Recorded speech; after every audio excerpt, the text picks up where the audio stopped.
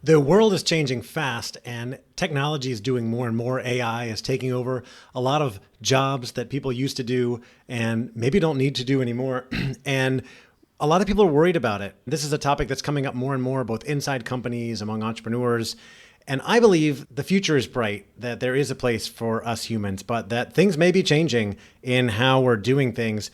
And today I want to share with you 5 things you can always be doing to set yourself up for future success, regardless of what is going on in the world, regardless of what is happening with technology. If you're new here, my name is Andy Storch. I'm the author of 2 books, including Own Your Career, Own Your Life, which came out in November of 2020, 5 years ago, and my latest book called Own Your Brand, Own Your Career, that I wrote with my friend Mike Kim, and is really redefining what it means to build an authentic personal brand to attract opportunities and achieve more success in your career, which is what that book is all about. You can find more information and get a free workbook by going to our book website, which is ownyourbrandbook.com.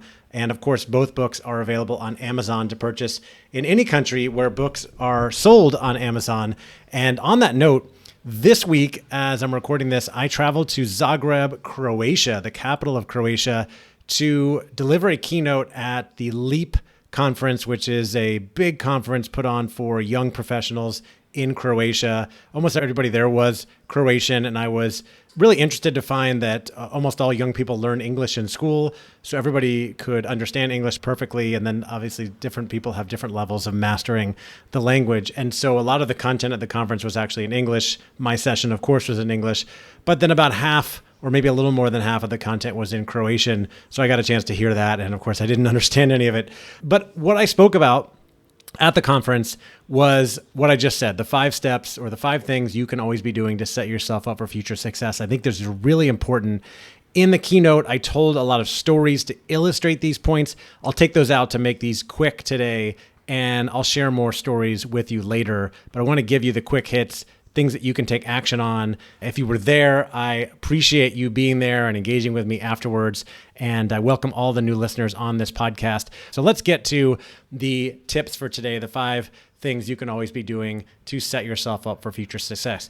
Number 1 is the foundation to owning your career. It's the foundation of building a great personal brand. And I think the foundation to really a successful life, which is using self-reflection to build self-awareness. So something that's missing for so many people in society today, and I talk about this all the time, is the absence of self-reflection and therefore the absence of self-awareness. A lot of people just don't take much time to get curious about themselves and really think about their lives, where they came from, how they got to where they are today, how you feel about your situation today, where you might want to be going, what are your strengths and weaknesses, what are your values, the things that you really care about. And we're always in reaction mode because there's so many things coming at us all the time: emails, text messages, social media notifications, requests from our boss, our partner, our kids, our pets, whatever. Not to mention, we abhor being bored. We don't like being bored. And so we're always scrolling or entertaining ourselves with whether it's Netflix or cable news or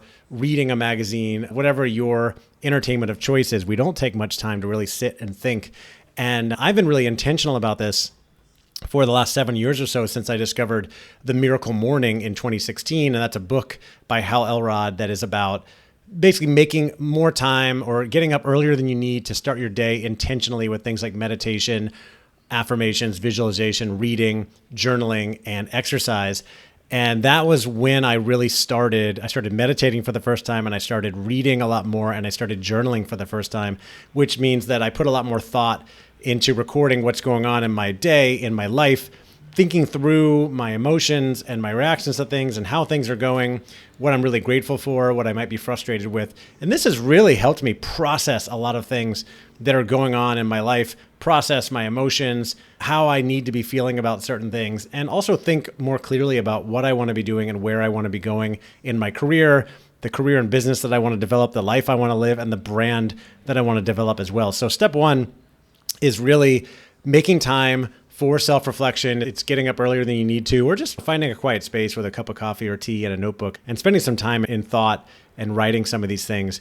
And then also combined with that is making a commitment to truly own your career, to own your career and own your life. And that means taking personal responsibility, saying that if it is to be, it's up to me. I know I need help from other people. I can't do it all on my own, but I'm going to take responsibility for my situation and do whatever I can to achieve the goals that I want to achieve.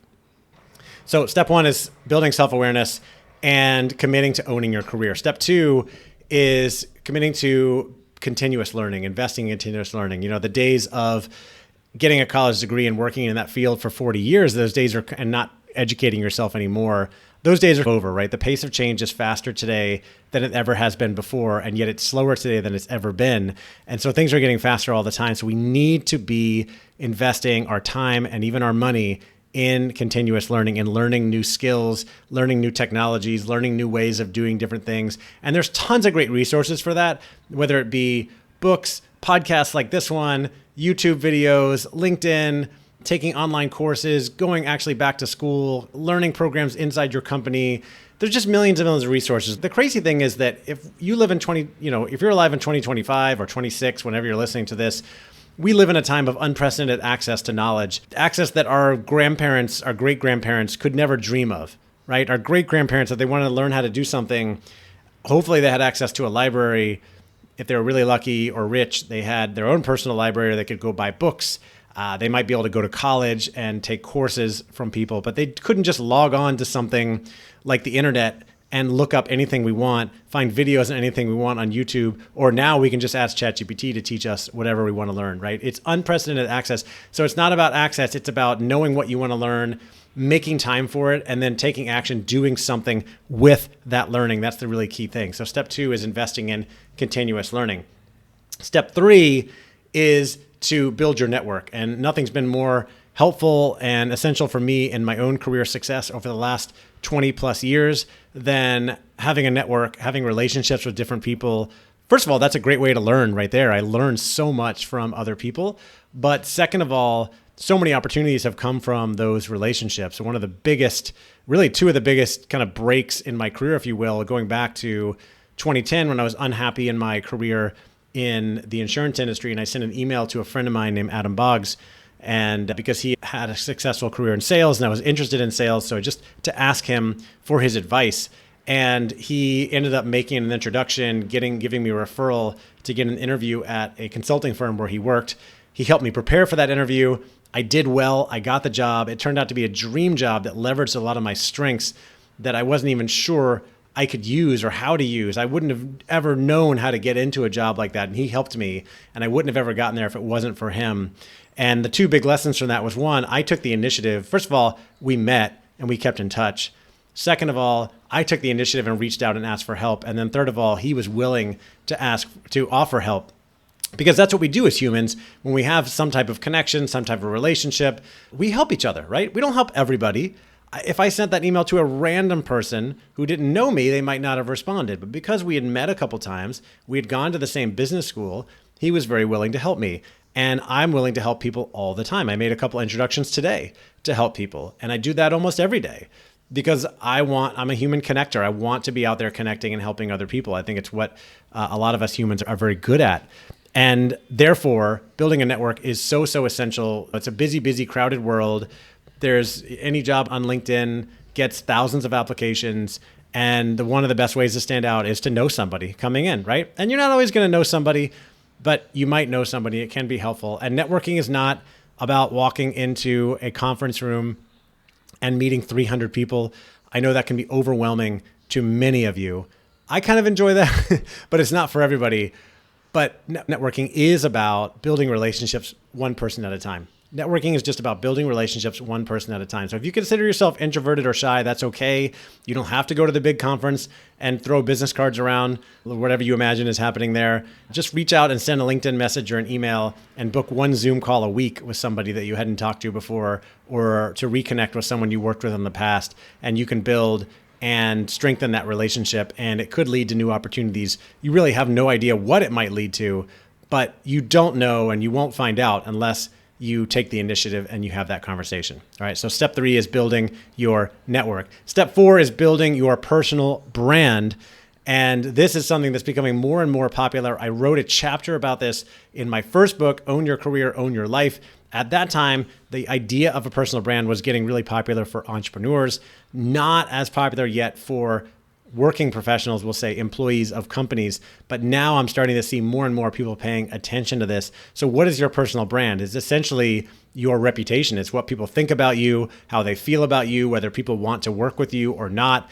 The idea of a brand has been in the domain of companies for decades, right? With the big companies that investing millions and billions of dollars to make sure that you know who they are and you're willing to buy their products. Think about Apple, Starbucks, Nike, Disney. These are companies where people, they don't even think about spending money on those brands because they know, like, and trust those brands. And we're not going to spend millions of dollars building our brands, but we can spend time crafting and thinking about the brands we want to portray and then living those intentionally, because we all have a brand, whether you like it or whether you're intentional about it or not. Everybody has a brand and a reputation. People are making judgments about you all the time at work, at home, in other places. So I'm a big advocate of being intentional with building your personal brand. Now, that doesn't mean being fake, and it doesn't mean that building a personal brand is about becoming some type of influencer or getting thousands of followers. It's about being intentional in building an authentic brand to who you are. So think about who you are and how you want to show up in the world. And when I take people through this exercise on building a personal brand, we usually start by defining who you are as a person, just thinking about all the ways you identify yourself. Are you for example, I'm a husband, a father, a brother, a son. I'm an entrepreneur. I'm a podcaster. I'm a keynote speaker. I'm an author. I'm a cyclist. I'm a friend to people, and on and on and on, right? You can add lots of things in there, your hobbies, your professional designations, as well as adjectives that you associate with yourself: humble, kind, generous, etc. And then the next step is to think about, what do you want to be known for? What do you want to be known for? What do you want your reputation to be? If someone were to introduce you in a meeting at work, if someone were going to be talking about you, maybe even behind your back when you're not around, what do you want them to be saying? Jessica is a really great X. Frank is really good at Y. Jonathan is not so good at these things and hard to work with, right? Jennifer is, very experienced, but difficult to work with. What are they going to be saying? So when I think about my own personal brand, I want to be known as humble, generous, kind, inspiring, helpful, as well as motivational, inspirational, expert on certain things like career development and personal brand, a father, a friend, lots of things I want to be known as. And then, am I showing up in alignment with those? So I've had people say they want to be known as high integrity or hardworking or reliable. Those things are all great. Or an expert in software development. Those are great. Think about aspirationally, what do you want to be known for? And then you can start asking the question, am I showing up in alignment with that brand? Am I showing up in alignment with my brand? I said I want to be known as humble, generous, kind, helpful. Am I showing up in alignment with that brand? Have I been helpful to other people this week? And if I haven't, then maybe I need to take a look at the brand that I want to portray. So number 4 is building your personal brand. Number 5 is building your mindset, and specifically a mindset of ownership and growth. So when I talk about mindset is essentially your reputation. It's what people think about you. That's personal brand. Mindset is your perception, your outlook on the world. It's how you view the world, and it explains why two people can live in the same place and view the world very, very differently. Now, our mindsets are essentially established in us by our parents, our upbringing, the people around us, as well as the media that we consume. The good news is that we can shift, we can change our mindset. We can improve our mindset by studying, by learning, by getting curious, by putting thought into how we're operating in our lives and committing to making changes if we want to make those changes. Now, the two mindsets that have been really important for me, and there's others that I think about as well, is number 1, the idea of having an ownership mindset, and number 2, having a growth mindset. So ownership mindset is about focusing your energy on things that are in your control and trying to worry less about things that are outside of your control. And it's about taking personal responsibility for everything going on in your career and your life, as we talked about earlier. So there are a lot of things in the world that are outside of our control, like the weather, politics, the world economy, your boss, your spouse, your friends, your colleagues, etc., on and on, world events that are happening. But what's in our control is how we respond to these things, how we show up, how we support our friends and our colleagues, how hard we work, the projects we take on, how we spend our time, even the food we eat, how we take care of our health. These things are in our control. And a lot of people spend so much time, whether it be watching cable news or doing other things, worrying about, thinking about things that are outside of their control. And I do it sometimes as well, but this tends to be a waste of time. We want to really focus our energy on the things that are in our control, focus on what we can control, taking responsibility for our career and our lives, and we get to achieve a lot more and find more fulfillment in doing that. The second kind of mindset is growth mindset. This comes from the book Mindset, New Psychology of Success by Dr. Carol Dweck from Stanford, who posited that essentially people operate with one of two mindsets, either a fixed mindset or a growth mindset, and that people with a fixed mindset essentially believe that we're either good at something or we're not. Everything in life is fixed, and they're afraid of failure, so they gravitate towards easier tasks. Doesn't mean you can't be really good at things, but it tends to be more stressful because you're always worried about failing and that defining you. Whereas someone with a growth mindset believes that we can always grow, we can always learn, we can always get better. And as a result, people with a growth mindset tend to gravitate more towards difficult tasks, challenging tasks, because they know that they can learn more from doing those things. And when I read that book in 2016, I realized that I had grown up with a very fixed mindset, which is why I was so afraid of rejection and failure, and I shied away from doing hard things.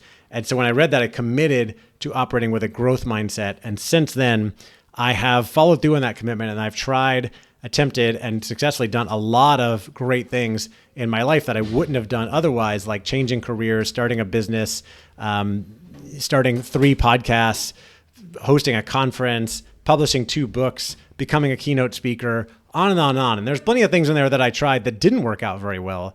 And the great news is that because I've adopted this growth mindset, doesn't mean that if I try something and I fail, it doesn't hurt. The last time I hosted a conference, I didn't sell nearly as many tickets as I wanted to. I lost money on the endeavor, but I still see it as a learning experience that's going to help me get better and improve for the future. Yeah, just a minute.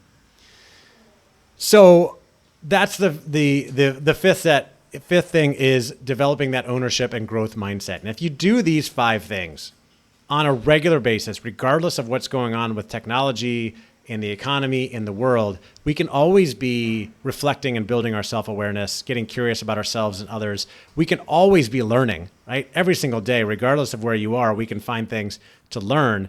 We can always be building our network if you're in some type of social environment. Most of the time, if you're on LinkedIn, you can connect with others, you can meet people, you can build relationships. We can always be building our brand by getting more intentional and thoughtful about how we're showing up in the world, and also creating content online, especially LinkedIn, to build a thoughtful and intentional brand so that others think of us and remember us for certain things. For example, I share a lot of content on career development, personal brand, talent development, and people know me for those things. And then number 5, we can always be working on our mindset, developing more of that ownership mindset as well as that growth mindset to achieve more success, to more easily overcome challenges, to build resilience, and to be happier and healthier in the long run. You can always be doing those 5 things. If you want more guidance overall on owning your career, I have a book called Own Your Career, Own Your Life that is available on Amazon. And if you're ready to dive deeper into building and owning your personal brand, my new book is called Own Your Brand, Own Your Career that I wrote with my friend Mike Kim, also available on Amazon. And there's a free digital workbook on our website if you go to ownyourbrandbook.com. That's ownyourbrandbook.com. I'm really excited, really passionate about this topic. If you work for an organization, I'm happy to talk about speaking in there to motivate and inspire your people to take more ownership of their careers and do better things to prepare for the future. But in the end of the day, I hope that you will take these to heart and go do some of these things to build your self-awareness, invest in some learning on a regular basis, start to build your network, build your brand, and improve your mindset. I promise you, it will. I don't know what the future brings, but I know that these are ways that you can ensure more success in the future. So thanks again for listening. I'm Andy Storch, and I will talk to you next time.